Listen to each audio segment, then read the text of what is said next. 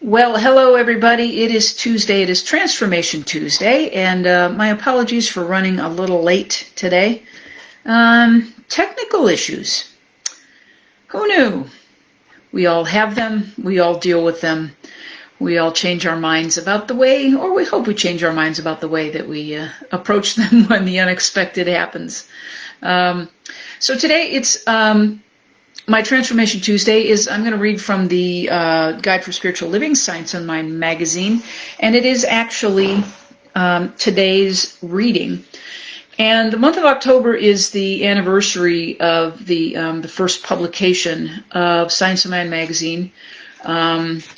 Let's see, where are we? I think we're 91 years now, maybe 92, give or take. Anyway, this month's guides, daily guides, are actually written by Science of Mind founder Ernest Holmes. They are compiled by the Reverend Dr. Jesse Jennings, who is at the Center for Spiritual Living in Spring, Texas, Creative Life, Center for Spiritual Living. He's a good friend and also one of my instructors as I go through ministerial school. So, today's is called Think Constructively. And the first reading is from Annie Ricks Millets. It says, exercise a patience that is one with absolute trust, and never, even in the secrecy of your own chamber, acknowledge any slowness of manifestation or any failure as real or lasting. And Ernest, this is actually from Think Away Your Troubles, that was published in 1963. Written by Ernest Holmes and actually posthumously released. He died in 1960. Someone will say, why is the world situation as it is today? And how can it be worked out? It would work out this way. Everything is the result of intelligence and thought. All human conduct is a thing of thought acting itself out. Shakespeare said, the thought is ever father to the act. When the majority of the mentality of the world agrees about anything, that thing will happen. That thing always happens. If the majority of the people in the world were honest-minded, we would not have dishonesty. Let that sink in for a minute. We will have what we call corruption and graft in public places until the minds of the majority of the people are honest, which time will not be while I would take advantage of you or you would take advantage of me. But when that point in mind is reached, we will not have any more dishonesty. The universe springs to the response of the individual thought. But meantime, there is no law in the universe that says you and I as individuals have to wait until all the rest of the world catches up. 1,000 shall fall at thy side, and 10,000 at thy right hand, but it shall not come nigh thee. I believe that is true. Otherwise, we should be subject to a fate over which no individual would ever have control. The greatest power on earth today towards stabilizing of the world of the individual is the individual, like you and me, who is thinking constructively. So let's unpack that a little bit. We know in this teaching and in this practice that thoughts create.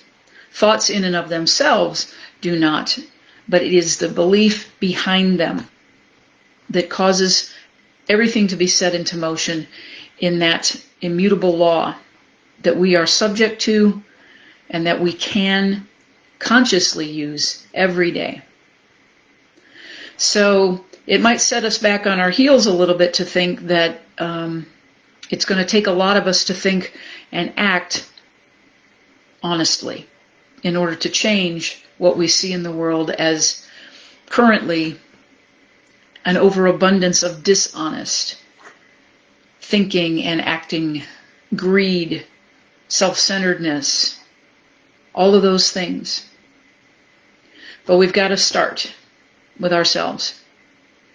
We hear it in that song, in Let There Be Peace on Earth. We hear it all the time. Let it begin with me. We hear it all the time in I am the change I wish to see in the world. We must be the change we wish to see in the world.